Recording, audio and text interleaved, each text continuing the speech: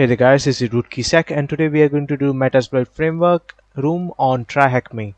So let's get started. Task 1 is Introduction. Metasploit, an open source pen testing framework, is a powerful tool utilized by security engineers around the world. Maintained by Rapid7, Metasploit is a collection of not only thoroughly tested exploits but also auxiliary and post-exploitation tools. Throughout this room, we will explore the basics of using this massive framework and few of the modules it includes. Let's start with task 2, initializing. First thing first, we need to initialize the database. Let's do that now with the command msfdb init. We already started. Before starting Metasploit, we can view some of the advanced options we can trigger for starting the console. Check this out now by using the command msfconsole-h. It may take some time. We can start the Metasploit console on command line without showing the banner or any startup information as well. We can use -q to not print the banner on start. Let's start it. Once the database is initialized, go ahead and start Metasploit via the command msfconsole. After Metasploit has started, let's go ahead and do this now with the command db_status. Let's start it. Connected to MSF, connection type PostgreSQL. Cool, we have connected to database. Which type of database does Metasploit 5 use? Metasploit 5 and Metasploit 6 uses the same database, that is PostgreSQL. Let's get started with task 3, rock him to the core. Let's go ahead and start exploring the help menu. The help menu has very short 1-character alias. What is it? Here you go. Question mark is shortest of all. Finding various modules we have at our disposal with Metasploit is one of the most common commands we can leverage in the framework. What is the base command we use for searching? We use search for searching modules name and description. Once we have find the module we want to leverage, what command we use to select it as the active module? We'll be using the use command. Interact with module by name or search term index. How about if you want to view information about either a specific module or just to active one of we have selected? We can use info, display information about one or more modules. Metasploit has a built-in Netkit-like function where we can make a quick connection with a host simply to verify that we can talk to it. What command is this? Okay, here you go. Connect. Communication with a host. We can use connect command. Entirely one of the commands purely utilized for fun. What command display the MOTD and ASCII art when we start Metasploit? Here you go, banner. Banner is a command used to display an awesome Metasploit banner. We will revisit this next time and next two commands shortly. However, there are two of the most used commands with Metasploit. First, what command do we use to change the value of variable? We use set. Set command sets a context specific variable to a value. Metasploit supports to the use of global variable, something which is incredibly useful when we are specifically focused on single box. What command changes the value of a variable globally? We can use setg, which sets a global variable to a value. How about changing the value of a variable to null or no value? We can use unset. Unsets one or more context specific variable. When performing penetration test, it's quite common to record your screen either for further review or for providing evidence of any actions taken. What command can we use to set out console output to save to a file? We can use spool, which writes console output into a file as well as the screen. Leaving a Metasploit console running isn't always convenient, and it can be helpful to have all our previous set values load when starting up Metasploit. What command can we use to show the settings active data stores from Metasploit to the setting files? We could use save, which saves active data store. Let's get started with the task 4, modules for every occasion. So there's a total of 5 modules, and also post module isn't included over here. Easily the most common module utilized. Which module holds all the exploit code we will use? So exploit module, the module used for easily the most common module utilized.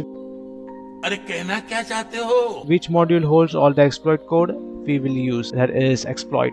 Used hand in hand with exploits. Which command contains the various bits of shellcode? We use payload.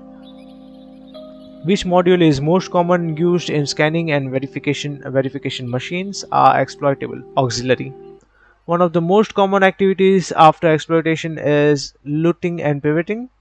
Which module provides this capability? Post module. Commonly utilized in payload ops function. Which module allows us to modify the appearance of our exploit? Using that we may avoid signature detection. Encoder. Last but not least, which module is used with buffer overflow and ROP attacks? That is NOP. Not every module is loaded in by default. What command can we use to load different modules? We can use load. Let's get started with the task 5, move that shell. We have already deployed the machine. Let's start with the questions. Metasploit comes with a built-in way to run Nmap and feed its results directly into our database. Let's run that now by using the command. I think it won't run.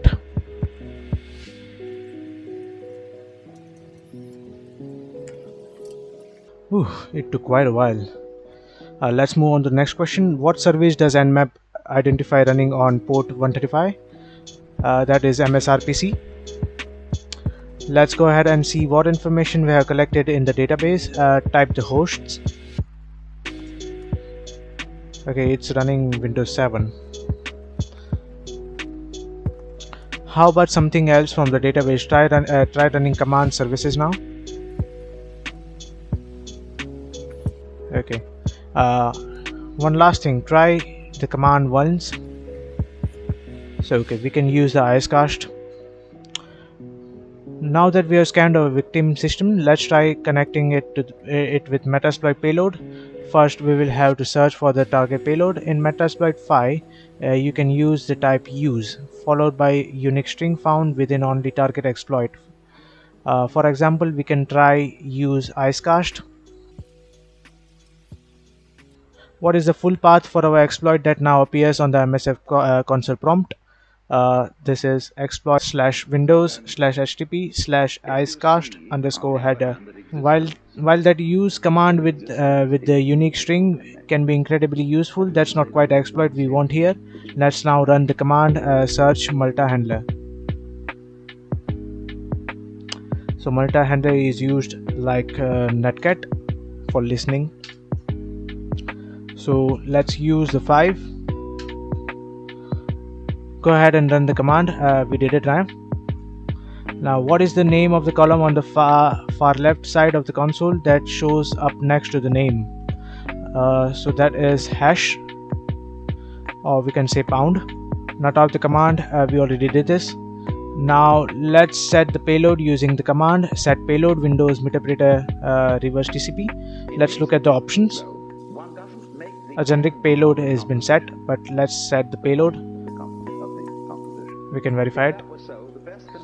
In this way we can modify which payload we want to use with our exploit. Additionally, let's run the command set lhost.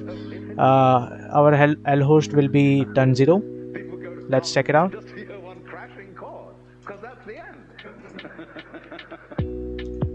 So let's set done 0. Let's verify it. Okay, it's correct. Let's go ahead and return to our previous exploit. lhost is not correct and we have to set rhost. Okay. One last step before we can run our exploit. Run the command set rhost. Let's verify it. Okay, it looks correct. Now once you are set those variables correctly, run the exploit now via either the command exploit or the command run-j to run this job, run this as a job. Okay, now we can press the enter. We already gained the shell. Once we have started this, we can check all the jobs running on the system by running these commands. So no active jobs are going on in the background. After we have established our connection in the next task, we can list all of our sessions using the command sessions. Similarly, we can interact with a target session using the command sessions -i and session number. So we have gained the shell with Metasploit on dark PC. Now let's look at the task 6. We are in what now? First thing first, our initial shell process typically isn't very stable. Let's go ahead and attempt to move to different processes. First, let's list the processes using command ps. What's the name of the spool service? Okay, here you go. It is spoolsv.exe. Let's go ahead and move into the spool process, or at least attempt to. What command do we use to transfer ourselves into the process? This won't work at the current time as we don't have sufficient privileges, but we can still try. Migrate and then PID. The PID of spool is 1256. Okay, here you go. We don't have insufficient privileges. Migration didn't work. Let's find out some more information about the system so we can try to elevate. What command can we run to find out more information regarding the current user running the processes we are in? We can use the help, and here you go, we can use the get uid. How about finding more information out about the system itself? We can use the sysinfo, which is used as get information about the remote system such as OS. This might take a little bit of googling. What do we run to load Mimikatz? More specifically the newer version of Mimikatz, so we can use it. So that is Kiwi. We can use load Kiwi. Let's go ahead and figure out the privileges of our current user. What command do we run? Get privs. Attempt to enable all privileges available to the current processes. What command do we run to transfer files to our victim computer? We can use upload. Here you go, upload a file or directory. How about if we want to run a Metasploit module? We can use run. A simple question but quite necessary. What command do we run to figure out the networking information and interfaces on our victim? We can use ipconfig or ip space a. Let's go ahead and run few post modules from the Metasploit. First, let's run the command. It is using Zen virtual machine. Now let's try run post multi recon exploit. This will check for various exploit which we can run within our session to elevate our privileges. Feel free to experiment using this suggestion. However, we will be going through this in greater detail in room ICE. Finally, let's try forcing RDP to be available. This won't work since we aren't an administrator. However, this is fun command to know about. Okay, so we get the local exploit suggester. We can use this exploit. And one last question. One quick extra question: what command can we run in our Metasploit session to spawn a normal system shell? We can use shell. Now let's look at the task 7. Let's go ahead and run the command run auto route -h. So this is deprecated. Let's run instead. So we are going to use run auto.